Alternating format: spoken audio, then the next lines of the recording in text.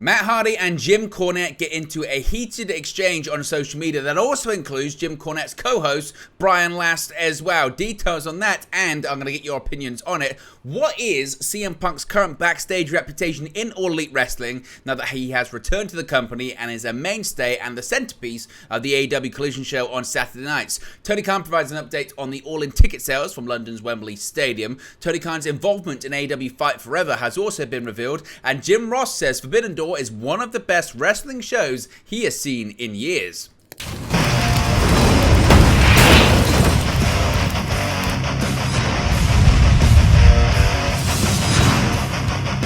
Hey guys, welcome back to Wrest News 365. Hope everyone is doing very well. As always, there are plenty of news stories to get into in the world of All Elite Wrestling. Let's start off talking about this social media beef, social media back and forth involving Matt Hardy and the Jim Cornette Experience co-hosts, Jim Cornette and Brian Last. This is really interesting because it's divided opinion substantially on social media, so I do want to get your thoughts on this. So, AEW star Matt Hardy has got himself into a heated back and forth with Jim Cornette and Cornette's podcast co-host, Brian Last.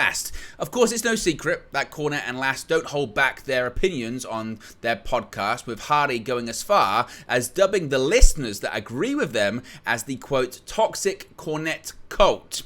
After taking to Twitter to praise the Elite during Rampage on Friday night, Hardy brought up the aforementioned toxic Cornette cult, which got a response from Cornette himself and then devolved into a pretty much full-blown argument between Hardy and Last. The full exchange went as follows, quote, Hardy said, and I quote, "The Dark Order versus the Elite was a fantastic match. It's nice to see Dark Order earn such a well-deserved spotlight. Hashtag AEW Rampage. The Young Bucks and Adam Page are extraordinary talents that will unfortunately get their flowers way later than they should." A fan then responded saying, quote, "Matt's right though. I know it's cool to hate on the Bucks and Hangman if you're a Punk/Collision fan, but not from me. Give those guys their flowers." Hardy then said, "Between this and the toxic Cornette cult, these guys don't get the adoration that they truly deserve. The die-hard Elite fans are phenomenal and get why they're special, but there's a huge chunk of fans that fail to give them credit that they deserve. Give these guys their flowers." Cornette then responded, "Geez, Matt, I could understand selling your soul for rock and roll, but selling it for Adderall? Even if you have to abandon your principles and verbally fillet these childish cretins for your check, leave my fans alone. It's not their fault Tony's not paying them enough to lie." Hardy then said, quote, "Geez, Jim, I haven't sold my soul. I'm sticking to my principles and telling truths. I feel morally obligated to do right by my friends, although that's probably foreign to you. I earn a paycheck because I'm great at what I do and still employable. Keep on seeding dissension amongst fans with your shtick. It's too sweet." This then brought in Brian Last, who said, quote, "He thinks he's great at what he does. We've all been watching. His promos suck, his in-ring work is shit, and the only thing anyone has ever been interested in him doing is tagging with his brother. Jim is telling the truth, is seeding dissension. How many concussions is too many?" Hardy retorted by saying, "I am great at what I do, Brian, at least. I am great at pro wrestling. I am great at giving back and helping young talent. You're just some asshole with an opinion, and that opinion doesn't mean shit in reality. But most importantly, just an asshole." Last then responded saying, "You've been a great enabler, but you know your crap has sucked for years, and that's Mr. Arsehole to you, toxic." Hardy responded by saying, "Another shitty jug. Must be your forte, least. My shit is good. Your shit is shit. You toxic bitch-ass asshole." It got pretty salty here. Last then responded by saying, "Are you trying to convince yourself your work is shit? Stay home. No one will care. You seem much more toxic than I am, with a track record to back it up. I'm better at what I do than you are at whatever it is still you're trying to do. Mr. Arsehole to you."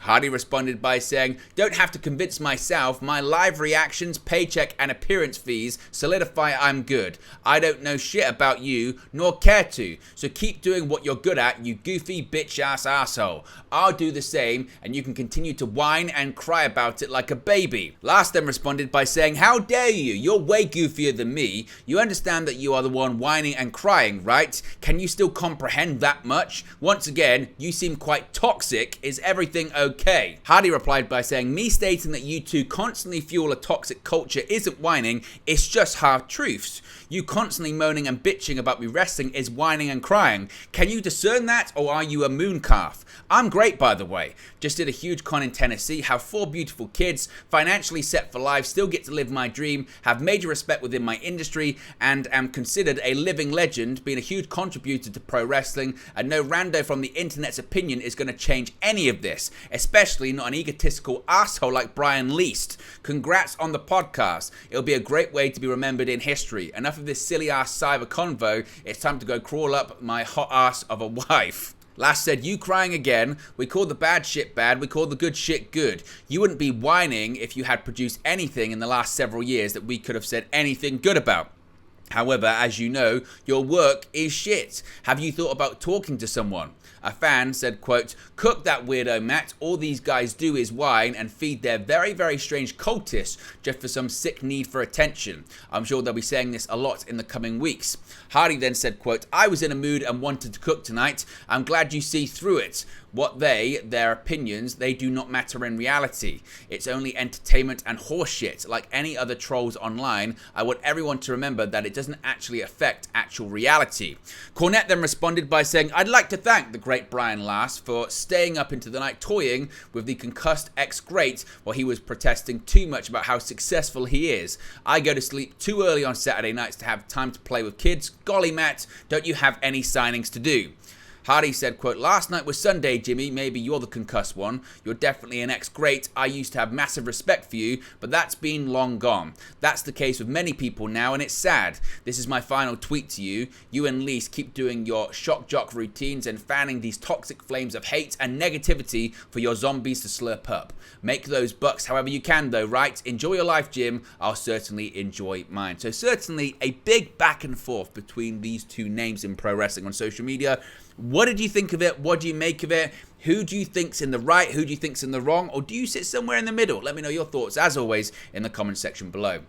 Now let's talk about CM Punk, another not divisive figure in pro wrestling. Let's talk about him when it comes to his backstage reputation right now. With 4 weeks of AEW Collision now in the books, news has surfaced regarding the backstage reputation of the former 2-time AEW World Champion. CM Punk is the figurehead of the brand new show, has been involved in all 4 main events, wrestling in 3 and on commentary for 1, and by all accounts is very involved with the show's creative. Obviously, Punk's return was contentious with some people both in and out of the locker room, but according to PW Torch, things have been, or seem to be certainly, positive thus far. According to PW Torch's sources, Punk is taking his role as a locker room leader seriously and is incentivized to repair his damaged reputation. The belief is that he is taking pride in the idea that Collision is his show and he's putting his stamp on it both on screen and off of it.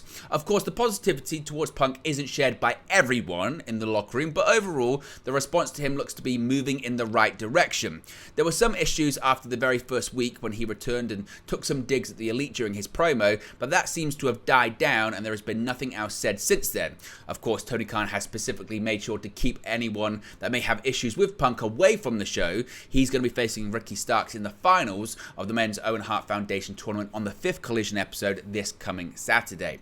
Now, speaking of Tony Khan, he's also provided a bit of an update when it comes to All In and the ticket sales for the big London Wembley Stadium show later this summer.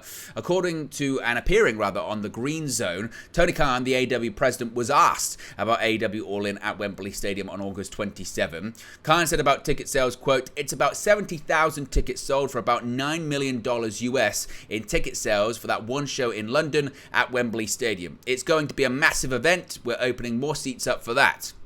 Dave Meltzer of the Wrestling Observer newsletter recently reported that AEW All In has over 75,000 tickets distributed, which would include comp tickets. Meltzer noted that the gate was $8.6 million, which is in line with what Tony Khan was saying in this interview.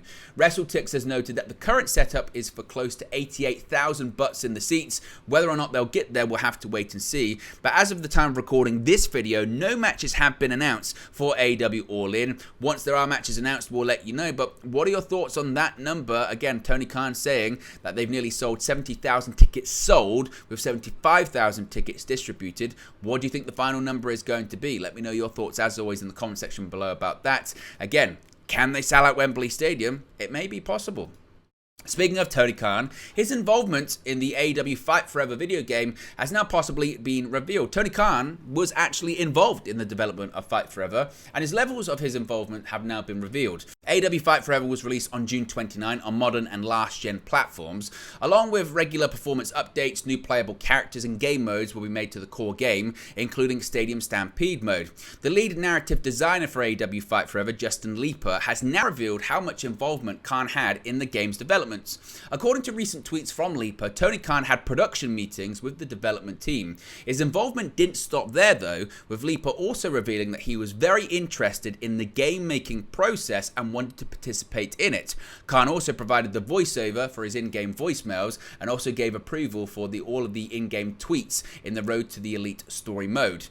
He said, quote, "Was honored to have a meeting with Tony Khan during AEW Fight Forever production. He was very interested in the game-making process and wanted to participate. Glad we could get him to do voiceover for his voicemail. He also gave approval on all of the tweets in Road to Elite." Again, we have been playing Road to Elite and AEW Fight Forever recently, so let me know your thoughts, your reviews, and what you would like to see us do on Fight Forever in the future once we continue streaming it here on the channel. Finally, Jim Ross, although he wasn't at Forbidden Door, has provided his thoughts and his review on the show. It's been a minute, really, since AEW fans have seen Jim Ross. The Hall of Fame announcer was scheduled to be part of AEW Collision's broadcast team when the show debuted in mid-June, but aside from calling the main event of the premiere episode, Ross has been off TV after suffering the fall just one day prior to the Collision debut. Ross has stayed in tune with AEW in his absence, however, including checking out the AEW and New Japan Forbidden Door pay-per-view just a week and a half ago. It's safe to say, given his comments on the most recent episode of Grilling JR, that Ross was a very big fan of what AEW and New Japan delivered with the Super Show. Quote, "It was a great idea to do that show," Ross said. "The concept of that I thought was terrific. The cooperation of New Japan, the fact that there's so many guys on the AEW roster that have such a strong New Japan relationship helped us. There's no doubt about that going forward, but I really thought that was one of the more enjoyable pay-per-views I can remember seeing in years. I thought the show from top to bottom was outstanding." Ross specifically praised several one-on-one matches from the show that pitted some of AEW's top names against New Japan Pro Wrestling stars, including AEW World Champion MJF versus Hiroshi Tanahashi, CM Punk versus Satoshi Kojima in the first round of the Owen Hart Foundation men's tournaments, saying they exceeded expectations. But he saved his biggest praise for the main event between Bryan Danielson and Kazuchika Okada. It was a match that young wrestlers hopefully will study for years to come, and wrestlers that are wrestling today will go back and look at, check their egos at the door, and go and look at this match and just try and improve their game, Ross said, because that was a nearly perfectly laid out match, just awesome. It makes you proud to be part of the pro wrestling business, seeing matches like that. Do you agree with Jim Ross's praise, or do you disagree? Let me know your thoughts, as always, in the comment section below. But there you go, guys. It's latest AEW news for you. Be sure to smash a like on the like button. Be sure to subscribe, bottom right hand corner. As always, let me know your thoughts in the comment section below, and I'll speak to you again very, very soon. Hey guys, thank you for watching, listening, streaming, or however you come across this video today. Be sure to click on the video on the right there to watch our next video, or click the bottom there to subscribe, or the bottom right hand corner. Thank you very much, and I'll speak to you again very soon.